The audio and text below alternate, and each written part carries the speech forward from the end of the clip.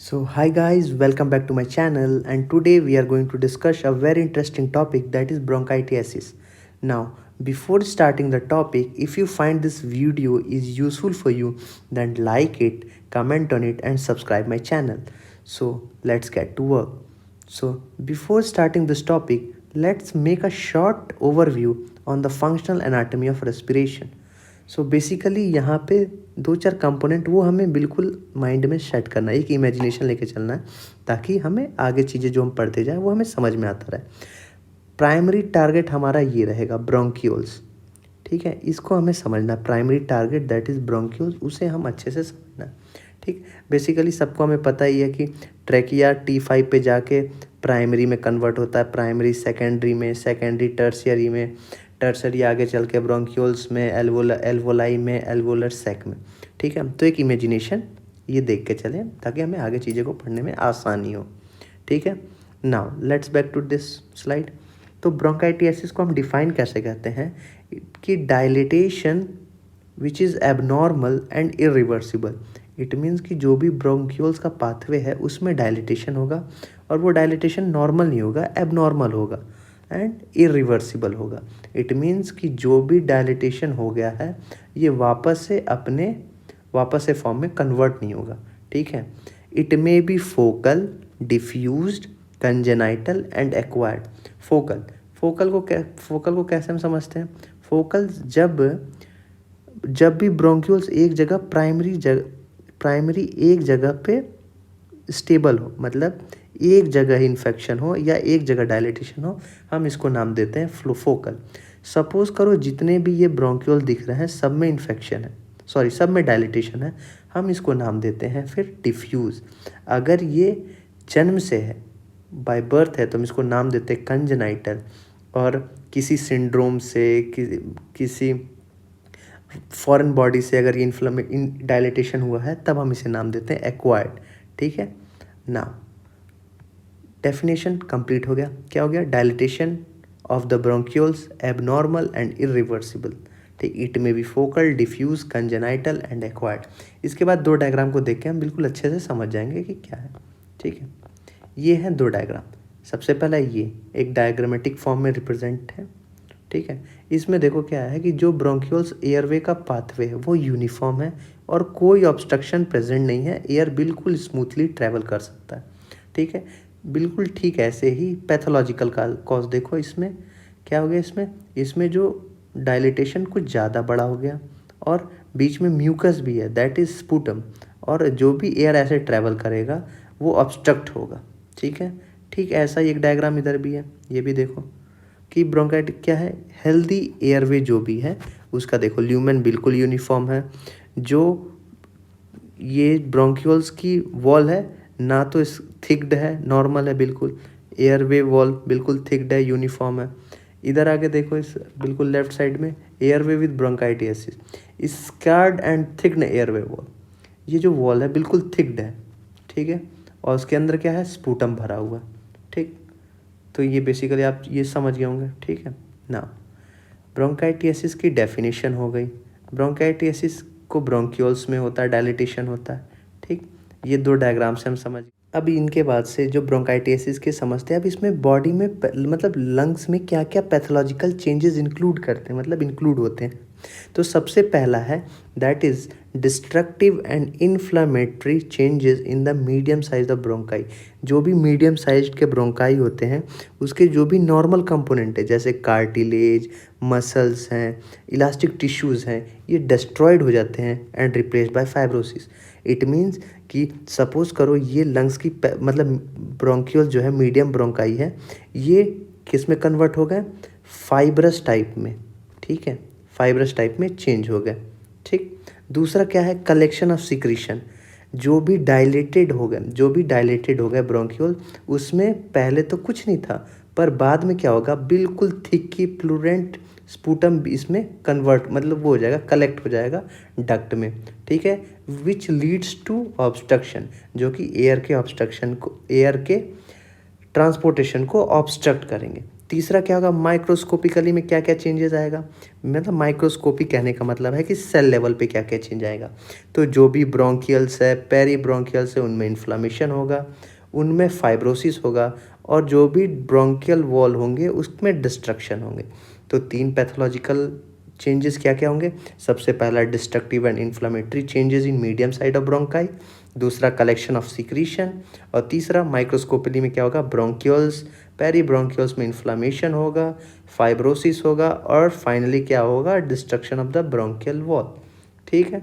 Now next, अब हम बात करते हैं इसके टाइप्स क्या क्या होते हैं। ठीक है, जो भी हम ब्रोंकाइटियासिस पढ़ रहे हैं उसके टाइप क्या क्या हैं। तो बेसिकली 3 होते हैं। ठीक है, सबसे पहला सिलेंड्रिकल, दूसरा वेरिकोस, और तीसरा सेकुलर ब्रोंकाइटियासिस। ये ब्रोंकाइटियासिस लिखा हुआ, ठीक है, शॉर्ट फॉर्म में। ठीक है, तो कुछ और मत समझ लेना। ठीक है, अब एक एक करके हम डिस्कस करते हैं। सिलिंड्रिकल ब्रोंकाइटियासिस में क्या होता है, जो ब्रोंकाई होता है वो यूनिफॉर्मली डायलेटेड होता है। कैसा, डायग्राम में देखते हैं, ये रहा, ये तो नॉर्मल ब्रोंकाई है। ठीक है, नॉर्मल ब्रोंकाई आपको नॉर्मल ब्रोंक्यूल्स दिख रहा है। इसके पाथवे क्या है, यूनिफॉर्मली डायलेटेड है, सॉरी ये यूनिफॉर्म है। ठीक है, ये है सिलिंड्रिकल। सिलिंड्रिकल में हमने क्या पढ़ा, सिलिंड्रिकल में हमने पढ़ा कि जो जो डायलेटेशन है वो ब्रोंकाई में यूनिफॉर्मली डायलेटेड होगा। ठीक है, तो यूनिफॉर्मली डायलेटेड हो गया। ना नीचे आओ, डायग्राम में देखते हैं। ये देखो, पहले के कंपैरिजन में ये ज़्यादा इन्फ्लेम्ड है, डायलेट है। ठीक है, ठीक है। अब आते हैं नेक्स्ट, दूसरा क्या था, दूसरा था वेरिकोज ब्रोंकाइटियासिस। इसमें क्या है, इसमें जो डायलिटेशन होगा वो इरेगुलर होगा और मिमिक करेगा like varicose vein. Varicose vein जाके आप गूगल पे देख लेना कि क्या होता है, उसकी तरह मिमिक्स करेगा। ठीक है, देखते हैं उसका डायग्राम कैसा है। ये है वेरिकोज वेन, वेरिकोज ब्रोंकाइटियासिस। इसका मतलब क्या होगा, जो ब्रोंक्यूल्स होगा, जो डायलिटेशन होगा वो बिल्कुल मिमिक करेगा वेरिकोज वेन की तरह। ठीक है, नॉर्मल के कंपेरिजन में देख लो ये कैसा है। ठीक है ना, तीसरा जो है दैट इज सेकुलर ब्रोंकाइटियासिस। ये कैसा होता है, ये होगा बैलून की तरह और सिस्टिक अपीयरेंस। ठीक है, इसमें जो भी ब्रोंक्यूल्स का पाथवे होगा एक तो गुब्बारे की तरह भरा होगा, और इसी को हम नाम देते हैं सिस्टिक ब्रोंकाइटियासिस। ठीक है, इसलिए इसका अपीयरेंस भी इसका बिल्कुल इसकी तरह, बैलून की तरह और सिस्ट की तरह, ऐसा लगेगा कि गांठ हो गया। ठीक है, डायग्राम देखो आप, ये देखो, ये है वेरिकोस का, ये है सिस्टिक का। यहाँ तक मुझे लगता है कोई डाउट नहीं है। ठीक है, अब इसके आगे चलते हैं। इसके आगे चलने के बाद अब आ गया aetiological and pathogenesis. What are the major causes for the bronchiectasis. ठीक है, तो कॉजेज तो बहुत सारे हैं, पर बेसिकली हमें उतना ज़्यादा एक ओवरव्यू है कि हाँ ठीक है हमें पता है। ठीक, तो हम इसको शॉर्ट में बिल्कुल लेके चलेंगे, वैसे बहुत ज़्यादा डीप में नहीं चलते क्योंकि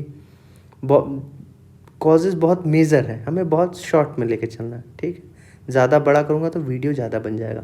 ठीक है, तो कॉजेज़ क्या है, इटियोलॉजी एंड पैथोजेनेसिस कॉज। पहला तो सबसे पहला इंपॉर्टेंट कॉज है दैट इज़ इन्फेक्शियस। ठीक है, दैट इज़ इन्फेक्शियस। ठीक है, और दूसरा नॉन इन्फेक्शियस।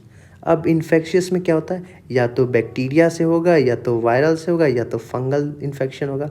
बैक्टीरिया में माइकोप्लाज्मा, हीमोफिलस इन्फ्लुएंजा, इस्चेरिशिया कोलाई और स्टेप्टोकोकस ऑरियंस, ये सब बैक्टीरियल है। वायरल में HIV वायरस, एडिनो वायरस, और फंगल में भी आप ब्रोंकोपल्मोनरी एस्पेराजिलोसिस देख है, वो इससे होता है। ठीक, नॉन इन्फेक्शियस में क्या होता है, रिकरेंट एस्पिरेशन, जो भी नेजोफेरिंग्स कंटेंट है उसका हम कंटिन्यू एस्पायरेट कर रहे हैं अपने ट्रैकिया में, या फिर बिल्कुल एस्पिरेशन कंटिन्यू चलता जा रहा, तो ये भी कारण हो सकता है। दूसरा, कार्सिनोइड ट्यूमर, अगर लंग्स में ट्यूमर है तो भी हो सकता है। तीसरा, इम्यूनोडिफिशियंसी सिंड्रोम, अगर बॉडी का इम्यूनो बहुत सप्रेस्ड है, मतलब इम्यून सिस्टम बिल्कुल कम है, जैसे HIV में हो जाता है, तो भी एक पैथोजेनेसिस बनती है किसकी, ब्रोंकाइटियासिस। ठीक है, तो इटियोलॉजी भी समझ में आ गई। हमने इधर से ये टाइप भी देख लिया, एक बार ओवरव्यू कर लेते हैं। टाइप क्या है, वो देख लिया, सिलेंड्रिकल, वेरिकोस और सेकुलर, इनके डायग्राम को देख लिया। इटियोलॉजी में कॉजेज देख लिया कि इन्फेक्शियस, नॉन इन्फेक्शियस। इन्फेक्शियस किससे हो गया? बैक्टीरिया से, वायरल से, फंगल से। नॉन इन्फेक्शियस में रिकरेंट एस्पायरेशन, कार्सिनोइड ट्यूमर या इम्यूनोडिफिशियंसी सिंड्रोम।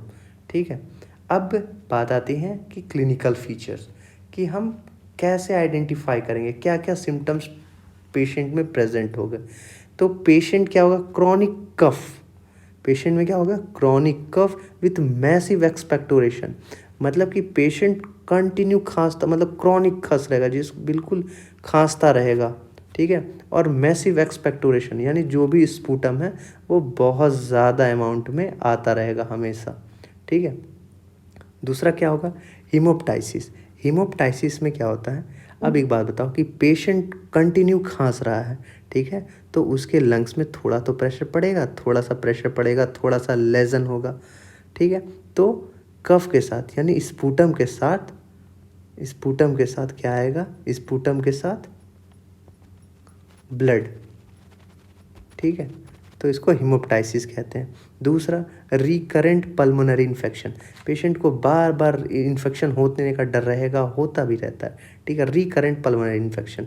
दूसरा, जब डिस्निया, जब एयरवे ऑब्स्ट्रक्ट होगा तो ऑब्वियस सी बात है कि patient will feel difficulty in breathing. ठीक है, डिस्निया होगा। और डिस्निया के साथ साथ क्या होगा? Associated systemic features. क्या होगा ऐसे? उसमें क्या होगा? फीवर होगा, पेशेंट का वेट लॉस होगा, अनीमिया होगा, पेशेंट वीकनेस फील करेगा। ठीक है, तो ये सब इसके क्लिनिकल फीचर हैं, that is chronic cough with massive expectoration. दूसरा हिमोप्टाइसिस। तीसरा रिकरेंट पल्मोनरी इन्फेक्शन। और चौथा डिज्निया। और पांचवा एसोसिएटेड सिस्टमिक फीचर्स जैसे fever, weight loss, anaemia, weakness. ठीक है, नाउ नेक्स्ट चलते क्लिनिकल फीचर के बाद। अब पेशेंट को हम क्या इन्वेस्टिगेशन करें? ठीक है, वैसे इन्वेस्टिगेशन बहुत सारा है, ठीक है, पर मेजर जो इम्पोर्टेंट इन्वेस्टिगेशन है वो ही मैं इसमें इंक्लूड कर रहा हूँ। दैट इज़, देखो सबसे पहले तो हम पेशेंट का सीबीसी कराएंगे, और सीबीसी करा और TLC, DLC, total leucocyte count और डिफरेंशियल ल्यूकोसाइट काउंट। इसमें हमेशा ल्यूकोसाइटोसिस मिलेगा, मतलब इंक्रीज डब्ल्यूबीसी और टीएलसी। ठीक है, ये बढ़ा हुआ मिलेगा। इंक्रीज्ड ईएसआर मिलेगा। ठीक है, ईएसआर मिलेगा। उसके बाद से एक्सरे चेस्ट करवाएंगे पेशेंट को। ठीक है, हम इन्वेस्टिगेशन में एक्सरे चेस्ट कराएंगे, और उसके बाद से कम्यूट सीटी स्कैन कराएंगे, स्पूटम कल्चर कराएंगे। एक इम्पॉर्टेंट इसमें क्या आता है? हनी कॉम्बिंग साइट, उसको देखते क्या है। एक्सरे चेस्ट में क्या है? एक Honey combing appearance, ring like shadow, ये आता है। पर ऐसा बुक में लिखा हुआ है कि honeycombing seen on X ray is not a characteristic of bronchitis, but it is seen commonly in severe interstitial lungs disease. ठीक है, मतलब हम ऐसा कंफर्म नहीं कह रहे हैं कि अगर ये आ गया कि नहीं आया तो हम डिफ्रेंशिएट नहीं कर रहे हैं। मतलब समझ रहे आप कि मैं कहना क्या चाह रहा हूँ? मैं ये कहना चाह रहा हूँ कि अगर ये हनी कॉम्ब अपीयरेंस आ गया तो ये कैरेक्टरिस्टिक फीचर्स नहीं है उसका, ये कैरेक्टरिस्टिक फीचर किसका है? इंटरस्टिशियल लंग्स डिजीज़ का। ठीक है, आगे चलते हैं। पेशेंट का इन्वेस्टिगेशन हमने क्या क्या देख लिया? टीएलसी, डीएलसी देख लिया। एक्सरे करेंगे, एक्सरे, उसके बाद कम्यूटेड टोमोग्राफी जिसको सीटी स्कैन कहते हैं। पेशेंट का स्पूटम कल्चर कराएंगे। ठीक है, now next, what are the management. अब ये इम्पॉर्टेंट है। बेसिक मैनेजमेंट ये होता है, that is antibiotics, bronchodilator, mucolytic, chest physiotherapy, oxygen therapy, और एक ये छूट गया यहाँ पे हम करा सकते हैं पेशेंट ये सर्जरी। ठीक है, सर्जरी करा सकते हैं। नाउ अब एक एक चीज़ करके डिफाइन करते हैं। अब ये जो हम antibiotic, bronchodilator, mucolytic, chest physiotherapy, oxygen, surgery, book में ऐसा मैनेजमेंट। अब एंटीबायोटिक बहुत वेरी वास्ट स्पेक्ट्रम, जब आप फार्माकोलॉजी पढ़ते हैं, सॉरी, जब हम फार्माकोलॉजी पढ़ते हैं तो उसमें ब्रॉड स्पेक्ट्रम, वाइड स्पेक्ट्रम, इतने 4 तरीके के जो वो हैं वो वहाँ का टॉपिक है। फिलहाल हम यहाँ पे ये कंसीडर करते हैं कि antibiotics, bronchodilator, mucolytic, chest physiotherapy and oxygen therapy हम करते हैं। अब एक एक चीज़ को डिफाइन करते हैं कि हम करते क्या हैं, ठीक है। तो सबसे पहले हम चलते हैं एंटीबायोटिक्स में। तो पेशेंट एंटीबायोटिक को हम एक और नाम देते हैं। एंटीबायोटिक मेनली हम यूज़ करते हैं किस लिए, कि स्पूटम को स्टरलाइजेशन के लिए, यानी उसके बॉडी में स्पूटम में कोई भी बैक्टीरिया बचे नहीं, वो सारे किल हो जाए, ठीक है। तो हम एंटीबायोटिक कौन कौन सा यूज़ करते हैं, अगर पेशेंट पहले मतलब स्टार्टिंग फेज़ में है, ठीक है, तो हम यूज़ करते हैं एमोक्सोसिलिन 500 mg 8 आवर्ली या एम्पिसिलिन 500 mg 8 आवर्ली, ठीक है, ठीक। उसके बाद से अगर पेशेंट पेनिसिलिन, इससे अगर पेशेंट को एलर्जी है, फिर हम यूज़ करते हैं cotrimoxazole may be given in the case of allergy to penicillin, ठीक है, ये हम यूज़ करते हैं, ठीक। फर्दर क्या है, एमिनोग्लाइकोसाइड जैसे जेंटामाइसिन, अमीकासिन, ये भी हम यूज़ कर सकते हैं। Now third generation that is cephalosporin में भी, ये भी एक एंटीबायोटिक्स की कैटेगरी है, वो भी हम यूज़ कर लेते हैं, ठीक है। नाउ नेक्स्ट एंटीबायोटिक्स के बाद हमारा क्या टॉपिक था, उसका ब्रोंकोडायलेटर एंड म्यूकोलाइटिक। ब्रोंकोडायलेटर हम किस लिए यूज़ करते हैं, ब्रोंकोडायलेटर हम किस लिए यूज़ करते हैं, ब्रोंकोडायलेटर जब डायलिटेशन हो गया ब्रोंक्यूल्स में या फिर उसमें स्पूटम्स प्रेजेंट है, वो क्या करते हैं, एयरवे के पाथ को ऑब्स्ट्रक्ट करते हैं, ठीक है। ब्रोंकोडायलेटर जो भी ये ब्रोंक्यूल्स है थोड़ा सा डायलेट कर देता है ताकि एयर आसानी से ट्रैवल कर सके और हमारी रिक्वायरमेंट पूरी कर सके। तो ब्रोंकोडायलेटर्स हम पढ़ते आते हैं सॉल्बुटामोल एंड टर्ब्यूटालिन, ठीक। ये हम इसको ओरली भी दे सकते हैं, नेज़ल ड्रॉप से भी दे सकते हैं या नेबुलाइज करा सकते हैं पेशेंट को, ठीक है। म्यूकोलाइटिक क्या है, ये कफ सिरप होता है। ब्रोमैक्सिन सबसे अच्छा इम्पॉर्टेंट है, ब्रोमैक्सिन, और सबसे कॉमनली यूज्ड, ठीक है, कॉमनली यूज़ करते हैं ब्रोमैक्सिन का, ठीक। Now next complication. अब मैनेजमेंट तो हमने कर लिया, मैनेजमेंट हमने क्या किया, पेशेंट को एंटीबायोटिक दे दी, ब्रोंकोडायलेटर और म्यूकोलाइटिक भी दे दिया, पेशेंट की चेस्ट की फिजियोथेरेपी भी हम करा सकते हैं, और पेशेंट की ऑक्सीजन थेरेपी। ये ऑक्सीजन थेरेपी इट मीन्स कि अगर पेशेंट डिज्निया है, सांस लेने में डिक्रीज़ हो रहा, तो हम उसको ऑक्सीजन, प्रॉपर ऑक्सीजन प्रोवाइड कराते रहना चाहिए, ठीक है। नेक्स्ट अब इसका आता है कॉम्प्लिकेशन। नाउ अगर हम ब्रोंकाइटिस को क्योर नहीं करेंगे, नेग्लेक्ट कर देंगे, तो क्या क्या कॉम्प्लिकेशन हो सकते हैं, तो जो इम्पोर्टेंट वो क्या है, रिकरेंट निमोनिया, निमोनाइट्स, इसमें निमोनिया बार बार होता रहेगा। दूसरा एक आता है एम्पाइमा। एम्पाइमा क्या होता है कि पस का बन जाना लंग्स में, अब या तो वो प्लूरल स्पेस में बन जाए तो हम इसको नाम देते हैं इम्पाइमा, ठीक है। दूसरा सेप्टिसीमिया हो जाएगा, कंटिन्यू वहाँ पे पस का, अगर पस वहाँ इम्पाइमा हो गया तो ये इंक्रीज़ होता जाएगा और वहाँ पे एग्रीवेशन होता रहेगा और ये फाइनली कन्वर्ट किस में हो जाएगा, सेप्टिसीमिया में। दूसरा क्या होगा, मैसिव हिमेप्टोसिस। हिमेप्टोसिस क्या होगा, मैसिव, इट मीन्स कि जो भी स्पूटम के साथ ब्लड आ रहा है वो बहुत ज़्यादा आएगा, ठीक है। दूसरा अगर इसको क्योर ना करें तो, अब सपोज़ करो कि बॉडी में सेप्टिसीमिया बन रहा, ठीक है, ये भी तो बॉडी में सर्कुलेट करेगा, ठीक है। ये सर्कुलेट करते करते ये मेनिंजाइटिस और ब्रेन एब्सिस को भी फॉर्म कर लेता है, ठीक।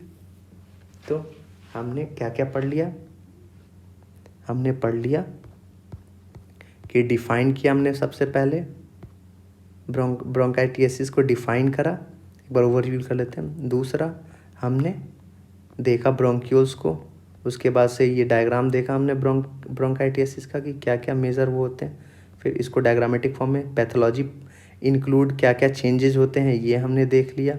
उसके बाद से टाइप में हमने क्या क्या देख लिया कि सिलेंड्रिकल है, वेरिकोज है, सेकुलर है, ठीक है, इसके भी हमने डायग्राम को देख लिए कि नॉर्मल कैसा होता है, सिलेंड्रिकल कैसा होता है, वेरिकोज मिमिक करता है वेरिकोज की तरह, सिस्टिक करता है बैलून की तरह, ठीक है। नेक्स्ट इटियोलॉजी में हमने पैथोजेनेसिस देख लिया कि क्या क्या इन्फेक्शियस हो सकता है, नॉन इन्फेक्शियस हो सकता है, इन्फेक्शियस में बैक्टीरिया हो सकता है, वायरल हो सकता है, फंगल हो सकता है। बैक्टीरिया में mycoplasma, Haemophilus influenza, E coli etcetera ये सब होते हैं। वायरल में HIV वायरस, एडिनो वायरस हो सकते हैं, फंगल हो सकते हैं। उसके बाद से नॉन इन्फेक्शियस में रिकरेंट एस्पिरेशन हो सकता है, कार्सिनोइड ट्यूमर हो सकता है, इम्यूनोडेफिशिएंसी सिंड्रोम हो सकता है।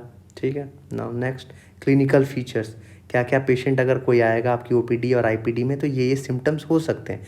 क्या हो सकते हैं? Chronic cough with massive expectoration होगा, हीमोप्टाइसिस होगा, रिकरेंट पल्मोनरी इन्फेक्शन होगा। ठीक है। डिस्निया यानी उसको सांस लेने में तकलीफ होगी। ठीक है। इन सब के साथ साथ एसोसिएटेड सिस्टमिक फीचर्स यानी जैसे फीवर, जो भी बॉडी से एसोसिएट होते हैं, जैसे fever, weight loss, anaemia, weakness. ठीक है।